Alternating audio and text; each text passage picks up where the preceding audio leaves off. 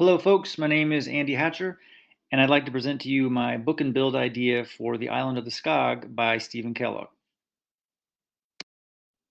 So, this is one of my favorite children's books of all time. I'm very biased in choosing this for my book and build. My mom read it to me, I read it to my kids. Here's a little bit about it, including the big reveal. A lot of good stuff in here. Themes like vulnerability, assumptions, masks, disguises we may wear, misunderstandings, the power of communicating with each other.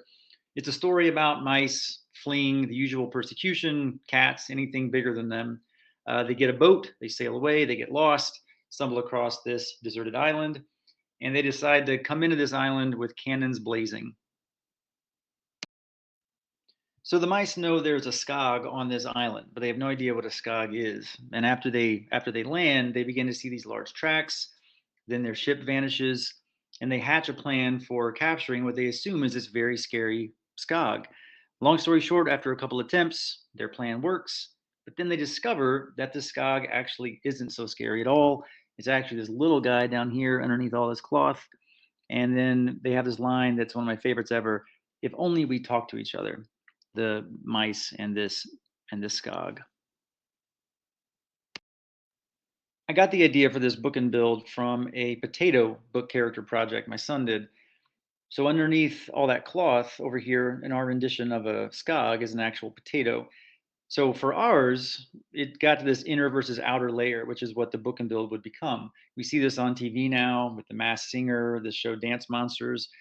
So really, it's about the creation of this character, but also the backstory of this character.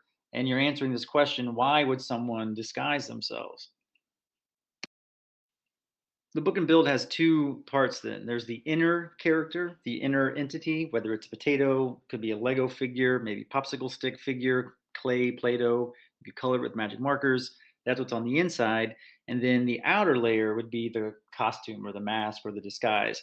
You could use cloth, paper, cardboard, or perhaps more Lego.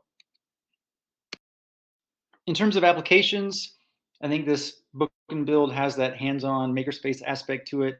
You can tailor the design of the inner character versus the outer disguise to whatever materials you may have. I also really like the backstory aspect, having your students wrap their minds around their character's journey, which introduces some of these themes I've talked about. And perhaps they can make connections to their own lived experiences. Maybe your students have felt either like the mice or like the skog, and they can relate to that. If you don't do the project, I certainly invite you to read the book. It's a fantastic story with a really good message. Thank you so much.